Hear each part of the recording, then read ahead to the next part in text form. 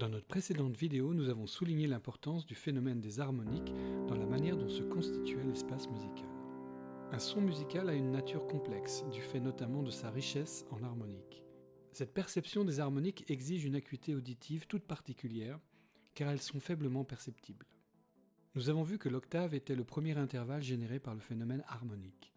Nous allons focaliser notre attention sur les 8 premiers sons générés par les 3 premières octaves de la série harmonique. Nous pouvons observer qu'à chaque passage d'octave, une division par 2 s'opère, un peu comme dans le principe organique de la division cellulaire. Une des singularités de la musique occidentale est d'avoir peu à peu attribué une fréquence fixe à chaque note et de se référer à un diapason. Chaque hauteur d'un son est déterminée par ce qu'on appelle une fréquence, et elle s'exprime en hertz. Doubler la fréquence d'un son revient à monter d'une octave. Ainsi, les sons harmoniques de fréquence N, 2N, 4N, 8N correspondent tous au même son à des hauteurs d'octaves différentes. L'intervalle formé entre l'harmonique 2 et l'harmonique 3 s'appelle la quinte. L'harmonique 3 correspond au 5e degré de la gamme majeure. Le double de 3N étant 6N, il est donc logique que l'harmonique 6 corresponde au même son que l'harmonique 3, une octave plus haut. L'intervalle entre l'harmonique 4 et l'harmonique 5 s'appelle une tierce majeure. L'harmonique 5 correspond au 3e degré de la gamme majeure. Enfin, l'espace entre l'harmonique 4 et l'harmonique 7 introduit l'intervalle de 7e mineur. L'harmonique 7 correspond au 7e degré bémol de la gamme majeure. Comme vous pouvez l'observer, les harmoniques d'un son correspondent à une suite arithmétique, et un son peut se décomposer en une série de fréquences simples, tous multiples de l'harmonique fondamentale. Si nous insistons sur l'importance des harmoniques, c'est qu'il permet de faire le lien entre la réalité acoustique du son et la genèse des concepts de la musique tonale. À retenir donc, en premier lieu, le principe singulier du phénomène d'octave. Puis, de l'intervalle de quinte, qui engendre le cycle des quintes, et dont découle la gamme majeure et la gamme chromatique. Autre point important qui apparaît dans les harmoniques, l'accord parfait majeur. Et enfin ce qu'on appelle l'accord de septième de dominante, deux des grands piliers de l'harmonie tonale. Mais nous allons y revenir bientôt. Ici donc petite vidéo en guise d'introduction à la construction des accords au sens large, mais en particulier les accords à 3 sons, donc à savoir les triades. Donc si je résume ce qui a été dit, mettons que je prenne comme point de référence la note Do grave que j'ai écrit ici en clé de Fa. Donc ça va être, on va considérer que c'est ma note fondatrice et que par au-dessus plutôt, vont se dégager ce qu'on appelle les harmoniques naturelles, donc des sons qui font partie du son fondamental. Donc on parle bien du Do comme son fondamental. Et donc si je réduis ces harmoniques genre une espèce de mélodie, en fragments comme ça va donner donc la tonique ici, la fondamentale, le son de base, donc, qui est un Do, enfin, voilà, qui est plutôt dans ce registre-là. Et donc si on prête attention à cette fondamentale, que ce soit Do ou n'importe quel autre son, donc vont se dégager un certain nombre on parle de partiels, de fréquences. Donc je vais faire l'expérience. Donc ici c'est un son MIDI, donc ça marche vraiment mieux avec des vrais sons de piano ou des vrais sons d'instrument.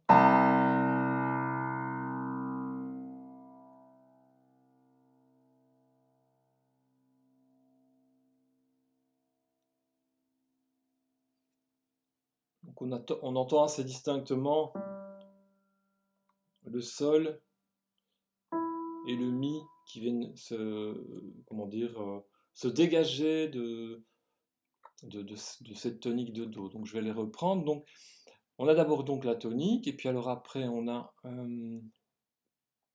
l'octave. Donc est-ce que je vais indiquer ça moi?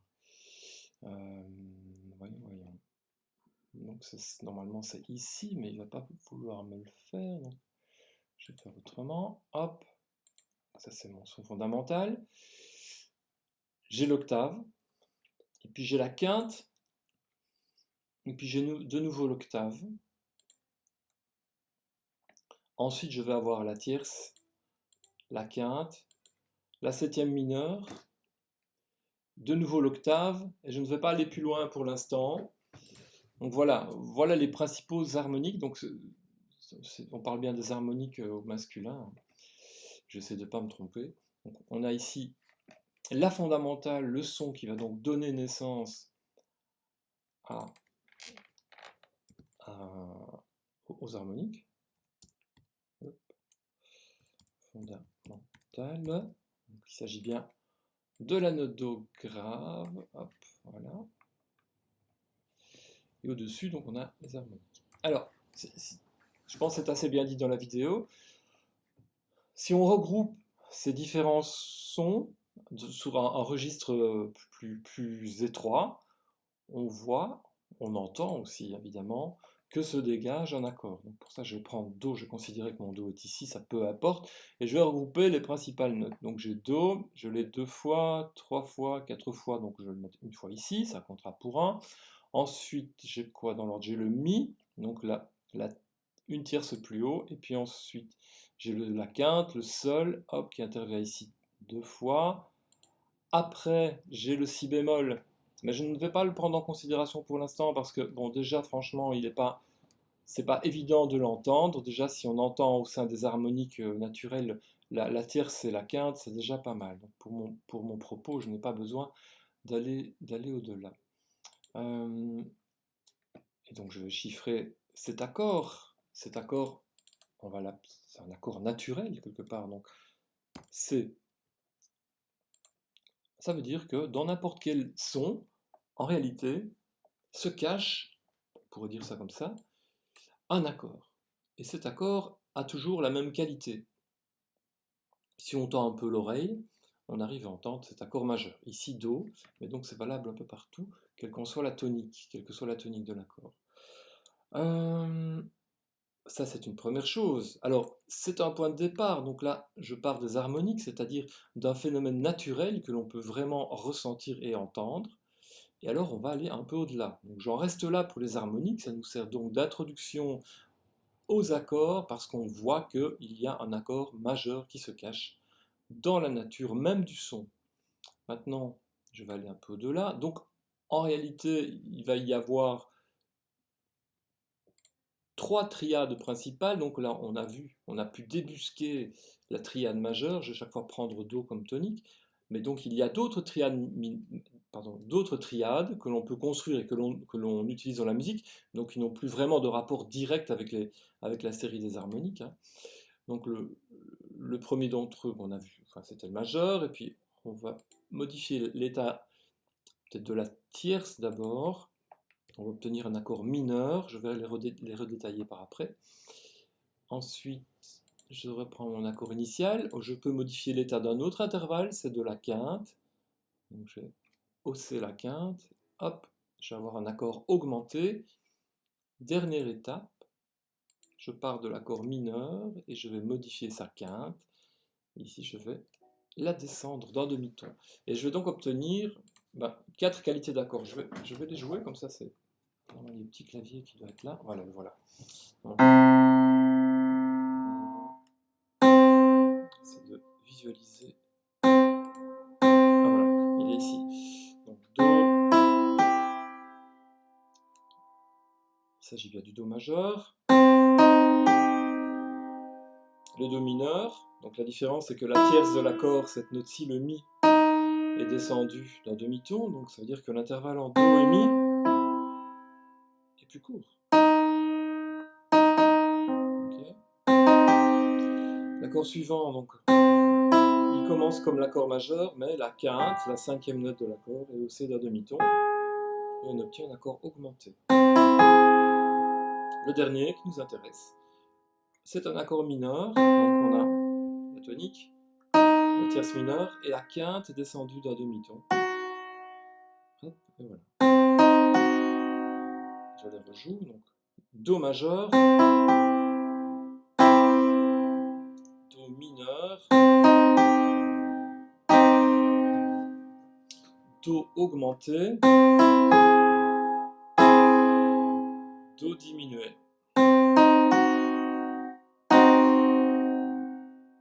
Voilà, ce sont les 4 triades principales que nous allons rencontrer dans la musique en général, dans le jazz en particulier. Hop, alors, au niveau, bon, évidemment, ces accords, on va les chiffrer. Le Do, vous savez qu'il suffit, parce que l'accord est majeur, d'utiliser juste la lettre de l'alphabet, donc je vais garder ça. Ici, Do mineur, bon, le plus simple, c'est d'écrire C et puis MIN à côté. Parfois, on voit les accords mineurs écrits comme ça. Moi, je pense que ce n'est pas très, comment dire, c'est pas très cohérent maintenant. Bon, il se fait qu'on les rencontre, donc voilà, Do mineur, Do tiré. C'est pas très cohérent parce que ça veut dire, si le tiré veut dire mineur, bah, le plus, quelque part, logiquement, voudrait dire majeur. Donc ce n'est pas le cas. Donc, pour ça, je pense que cette écriture-ci est un peu ambiguë. Mais bref, si vous l'écrivez, on sait quand même de quoi il s'agit. Le suivant, donc ça fait Do. Hop. Alors, augmenter, soit on peut l'écrire comme ceci, ou alors on peut encore l'écrire comme ça, donc l'initiale de la tonique, et puis il faut que je fasse une petite manipulation, donc dièse 5. Donc si j'écris le dièse juste à côté comme ça, on va avoir l'impression que ma tonique n'est plus Do, mais Do dièse, donc comment je vais faire? Je vais trouver une astuce pour... Je vais mettre l'exposant, si vous voulez, un petit peu plus haut. Hop, on va voir ce que ça donne. Voilà, je mets un petit peu plus loin. Donc, voilà, généralement, bon, il faudrait que le dièse soit un petit peu plus bas quand même, vraiment en exposant un peu plus bas. Mais comme ça, on voit bien que la tonique, c'est bien un Do et que c'est le Do majeur et la quinte est augmentée. Maintenant, le dernier accord. Donc, c'est un C, toujours, et c'est D-I-M en général qu'on va utiliser. Mais l'accord diminué comme ça en tierces successives, donc en triade, n'est pas très utilisé la plupart du temps. Là, j'anticipe la matière du cours. Hop, hop, hop. La plupart du temps, on rencontre l'accord diminué, mais avec une septième diminuée, c'est-à-dire avec, dans ce cas-ci, un double bémol là au-dessus. Mais bon, ce n'est pas directement lié à ce qu'on voit maintenant. Donc je le dis, mais je ne développe pas parce que donc c'est pas le sujet. Et donc dans ce cas-là, on l'écrira comme ceci. Soit des C dim 7, ou plus couramment, C0 pour diminuer, 7. Hop. Donc je vais le mettre en parenthèse pour ne pas qu'il y ait confusion. Donc ça ne nous occupe pas maintenant, mais comme ça, je ne peux pas parler de l'accord diminué en triade sans faire remarquer que, en fait, la plupart du temps, c'est un accord à 4 sons. Mais donc, restons dans les accords à 3 sons. On va clôturer ça. Nous avons donc 4 accords, je les ai détaillés. Alors, ce qui est intéressant maintenant, enfin, je dirais c'est plus qu'intéressant, ce qu'il faut connaître, ce qu'il faut apprendre à reconnaître, bien sûr, ce sont les différentes qualités. Donc, par exemple, si je joue ça, reconnaître la qualité majeure, ici la qualité mineure, de nouveau la qualité mineure, la qualité augmentée, la qualité diminuée. Et donc, l'idéal, parce que bon, en jazz, comment dire, la discrimination auditive ou le fait de travailler l'oreille, on parle d'ear training, c'est comment dire, c'est vraiment très important en réalité. Ce qui nous intéresse, c'est pas tellement la connaissance. La connaissance, ben, comprendre la façon dont on construit des accords à 3 sons, c'est pas bien sorcier une fois qu'on connaît un peu le solfège, après avoir fait, je sais pas, 2 ans de solfège, on a la capacité largement de comprendre de quoi il s'agit. Mais comprendre, c'est une chose, mais arriver à les entendre et à percevoir, à ressentir les subtilités des différentes qualités d'accords, ici des 4 accords concernés, ben ça demande un certain, comment dire, une certaine familiarité. Donc, pour ça, il y a plusieurs choses qu'on peut faire. La première chose, c'est peut-être les jouer au piano. et ben, écoutez simplement, essayez de ressentir les textures, la couleur, ressentir avec ces 5 sens, hein, c'est bien ça. Le sixième n'est pas encore officiel, donc ressentir avec ces 5 sens tout ce que ça nous raconte à nous, à titre personnel. Alors, il y a aussi des exercices un peu plus rationnels, je dirais, nettement plus rationnels. Voilà, par exemple, que je vous conseille de faire, c'est, bah, d'une part, je vais prendre le cas de le do majeur, c'est de voir, de connaître, euh, on parle des fonctions, mais c'est pas un terme quand même qui est très clair, c'est simplement connaître les intervalles qui constituent l'accord de do majeur. Donc ici, on a la tonique, après, on a une tierce. Bon, il y a plusieurs façons de représenter les intervalles, mais je vais faire ça. 3 grands thèmes pour dire tierce majeure. Ici, on a une quinte, elle est juste, je vais mettre un petit J, et on est dans ce cas-ci de retour sur la tonique. Donc ça, c'est la première chose, c'est vraiment connaître les intervalles constitutifs de l'accord, les connaître par rapport à la tonique. Donc savoir que ça c'est 1, ça c'est la tierce, ceci le sol c'est la quinte. Le fait de chanter va nous aider beaucoup, évidemment, pour ressentir toutes ces interactions, toute cette sonorité. Un autre exercice qui est très important, qui est aussi important, c'est de connaître et de chanter, de ressentir, enfin vous avez compris la démarche, les intervalles entre les notes. Donc entre le do et le mi, ben, on a évidemment une tierce majeure avec un grand thème, sinon ça va déjà être ambigu. Donc ici on a une tierce majeure entre le do et le mi. Alors entre le mi et le sol, on a une tierce mineure, je vais mettre petit m. Et entre le sol et le do, ici, ben, on a évidemment un intervalle de quinte juste. Voilà, donc ça c'est pour aller un petit peu plus loin dans la connaissance de la formule. Parce qu'un accord, il n'est pas nécessairement joué au départ de sa tonique, donc il n'est pas nécessairement joué comme ceci.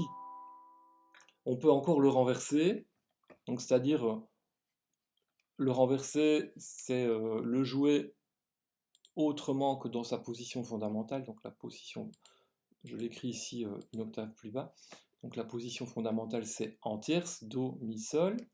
Si on le renverse, il suffit que je prenne la note du bas et je la joue, je la place une octave plus haut, ça va donner ceci, mi, sol, do. On parle de renversement, c'est-à-dire que on pourrait dire que ce premier accord, do, mi, sol, on pourrait dire que c'est un accord qui est sur ses pattes, ou sur sa patte, comme vous voulez. Et puis, ben, il n'est plus sur sa patte principale, là, il est plus sur sa tonique. Ta tonique est octavière. Du coup, c'est la tierce de l'accord qui sera à la basse. Je continue. Dernière possibilité. Au départ de ce renversement, on parle du premier renversement. Qu'est-ce que je fais pour aller jusqu'au bout du processus? Je prends la note la plus grave, ici le mi, et je l'ajoute au-dessus. Voilà. Donc, dans ce cas-là, les intervalles entre les notes restent les mêmes, mais bon, on voit qu'ici j'ai un intervalle de quarte qui va s'ajouter. Mais je ne vais pas aller plus loin de peur de vous embrouiller.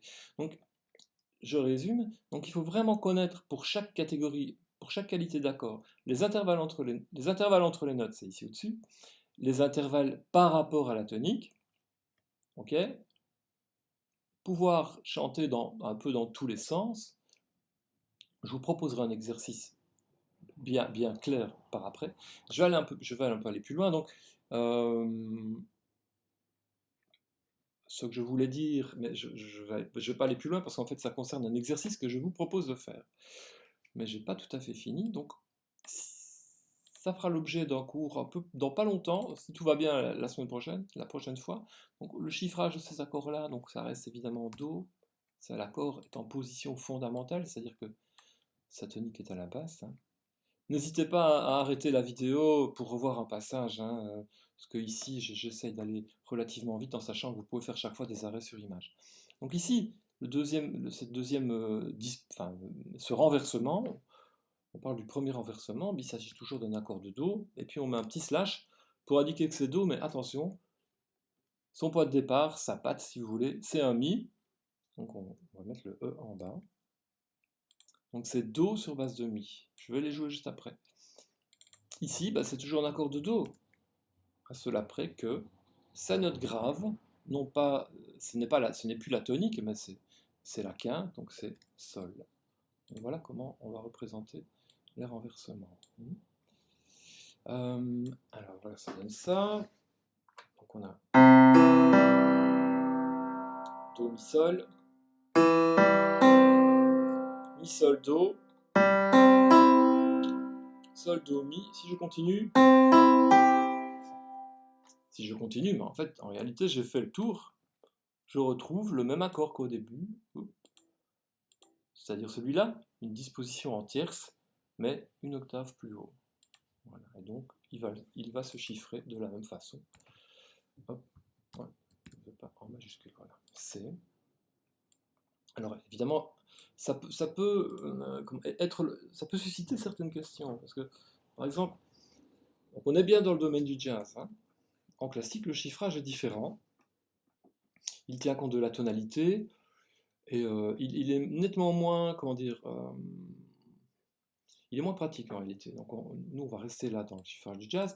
Mais donc, une question qu'on peut se poser, c'est se dire, ah oui, mais bon, là j'ai Do, j'ai deux accords chiffrés de la même façon, d'accord, ils sont tous les deux avec Do à la basse, il y a une octave de différence. Comment moi je choisis quand je vois un accord, par exemple, je suis sur une partition, il est missé, comment je sais que je peux jouer soit l'accord dans ce registre-là ou dans ce registre-là? Et bien donc ça, en fait, ça fait partie, c'est la liberté de l'interprète. Vous êtes amené, donc, comment dire, le langage est codifié d'une certaine façon, mais pas à l'extrême. Donc ça veut dire que ce qui est bien dans le jazz, c'est qu'on a une marge de manœuvre qui est quand même assez large, hein, vraiment. Et c'est ça qui est très intéressant, parce que ça veut dire qu'on construit un peu son vocabulaire, qu'on construit ses voicings en fonction de ses affinités, de son parcours. Donc il n'y a pas de renseignements, on ne va pas dire dans le chiffrage, ici c'est le registre. On va même pas dire l'organisation des notes. Parce qu'en réalité, on pourrait encore, j'espère que je vais pas trop, ça va pas être too much, mais on pourrait encore dispatcher les notes autrement. Ça pourrait être ceci par exemple. Donc je pourrais mettre, de toute façon, le Do est à la basse, ça c'est la basse, c'est C, c'est sûr et certain. Après, je pourrais faire Sol, et puis le Mi une octave au-dessus, ça donne ceci. Sol, Do, Mi. On voit bien qu'on a les mêmes notes, simplement comment? Elles sont disposées. On parle de disposition d'accords. Donc, tout ça pour répondre à cette question que peut-être vous vous posez. Lorsque j'ai le chiffrage, comment je fais pour organiser les notes? Ben, il y a plusieurs possibilités. Je peux l'organiser en tierces, ce qui est souvent pas le plus intéressant. Je peux l'organiser autrement. Je peux par exemple faire tonique, quinte et puis tierce au-dessus. Et le chiffrage sera le même. J'aurai de nouveau C comme information sur ma partition. Donc ça, je ne vais pas développer, mais il faut bien se le dire. Donc c'est un atout pour nous. C'est-à-dire c'est là que notre liberté d'action, enfin, que notre liberté entre en action plutôt. Voilà, je pense que j'ai tout dit. Alors, oui, comme exercice, voilà ce que je vous suggère pour ne pas aller trop loin. Alors, hop. Voilà ce que je vous suggère de faire. C'est donc de faire le même, si on peut parler de travail, la même démarche que celle que j'ai ici à la mesure 9. Ici, j'ai fait cette démarche avec l'accord de Do majeur. Okay, c'est de faire la même démarche, mais avec les autres qualités d'accords. Donc avec l'accord mineur, puis l'accord augmenté, et puis l'accord diminué. Prenez le temps d'écrire les notes comme moi je les ai écrites ici, en clé de sol. D'écrire évidemment les altérations qui forcément vont débarquer vu que les qualités sont différentes. Prenez le temps d'écrire les intervalles par rapport à la tonique de Do. Et puis, très important, de voir les intervalles entre les notes. Faites-le, ça vous permettra de tirer, à titre personnel, certaines conclusions que vous ne tireriez pas si vous ne faisiez pas l'exercice. Donc faites-le vraiment, c'est tout simple et ça peut rapporter gros. Artistiquement, on s'entend bien. Voilà, je pense que là, j'ai fait le tour de cette première partie. Alors, dernière chose, et non des moindres, donc ici j'ai sans doute parlé un peu beaucoup, j'espère pas trop. J'ai parlé de l'aspect développement de l'oreille, donc l'ear training, discrimination auditive, appelez ça comme vous voulez. Vous avez compris de quoi il s'agissait. Et donc, voici un petit exercice. Hop, le voilà. On va remettre le clavier, ce sera plus joli. Mais il va disparaître, il disparaît chaque fois. C'est pas grave. Alors, exercice. L'objectif étant d'améliorer sa reconnaissance de la qualité d'accord, donc la couleur, majeur, mineur. Hein. Ça peut être très global comme sentiment, on n'est pas obligé d'entendre les notes dans le détail. Mais alors si on va aller dans le détail, voilà une petite méthodologie que j'ai piquée dans un bouquin d'ear training, qui est un bouquin d'Armen Donnellian. Si vous voulez, je pourrais vous donner les références ultérieurement. C'est un bouquin comment dire, à faire soi-même, donc c'est pas une application où tout est un peu pré-mâché et très aseptisé. Donc ici, c'est des exercices à faire soi-même pour de vrai et c'est vraiment super. Voici un petit extrait concernant les triades. Alors, comment ça se passe? On joue l'accord. Sans arpéger. Peut-être j'ai fait une faute? Non. Non. Arpéger. Arpéger. Bref. Chanter en disant le nom de notes. Donc, Do, mi, sol, mi, do. Dire la fonction de chaque note. Tonique, tierce, majeure, quinte, juste, tierce majeure, tonique. Quatrième élément, dire l'intervalle entre chaque note.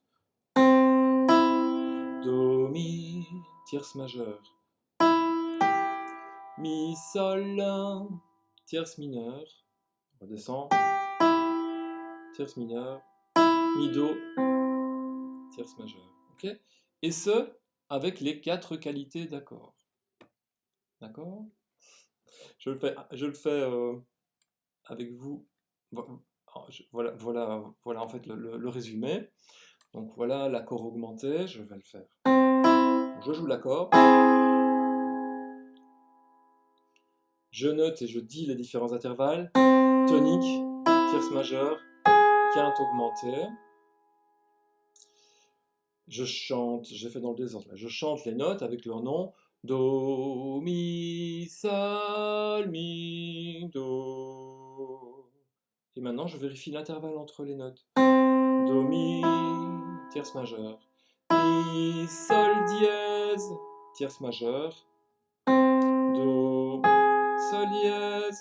Là, on a une quinte augmentée. Ça, on le savait déjà. Voilà, et ainsi de suite avec les autres qualités. Donc majeur, j'ai déjà fait, je vais faire mineur. Bon. Je joue l'accord. Do, mi, sol, mi, do. Dans certaines méthodes, on demande de chanter l'altération, le nom de l'altération, hein, quand on a la possibilité. Do, mi bémol, sol, mi bémol, do. Vous pouvez ou pas, c'est comme vous voulez. Les intervalles par rapport à la tonique, donc tonique, tierce mineure, quinte, juste. Intervalle entre les notes, do, mi bémol 1, tierce mineure, mi bémol sol 1, tierce majeure, do, sol 1, quinte juste. Dernière possibilité, l'accord diminué, je le joue. Do, mi bémol, sa bémol, mi bémol, do. Intervalle entre les notes, tonique, tierce mineure, quinte diminuée. Enfin, ça c'était les intervalles au départ de la note Do. Intervalle entre les notes, maintenant j'ai un peu cafouillé. Do, mi bémol, tierce mineure, mi bémol, sol bémol, tierce mineure, Do, sol bémol, quinte diminuée. Ici, bon, bah, je vous le dis comme ça vous évitera de trouver par vous-même, si vous ne l'avez pas déjà trouvé. entre chaque note de l'accord diminué, en fait, il y a un ton et demi, donc il y a une tierce mineure. Donc c'est-à-dire qu'il y a il y a une symétrie dans les intervalles. Si je reviens un peu en arrière, le premier accord, l'augmenté, donc ici, Do, Mi, Sol dièse, entre chaque note, il y a une tierce majeure. Donc il y a aussi une forme de symétrie entre les différentes notes. Voilà. Donc à vous de jouer. Donc je vous conseille vivement de faire l'exercice d'ear training au départ d'autres toniques que la tonique de Do, évidemment. Vous avez le choix. Il y a 12 demi-tons dans une gamme, dans une octave. Donc il vous en reste 11. Vous en faites quelques-unes comme ça et puis ça ira. Voilà. Je pense que j'ai tout dit. Voilà, je vous laisse. Donc à bientôt. J'espère que tout ça vous aura un peu éclairé. Et j'espère vous revoir en vrai.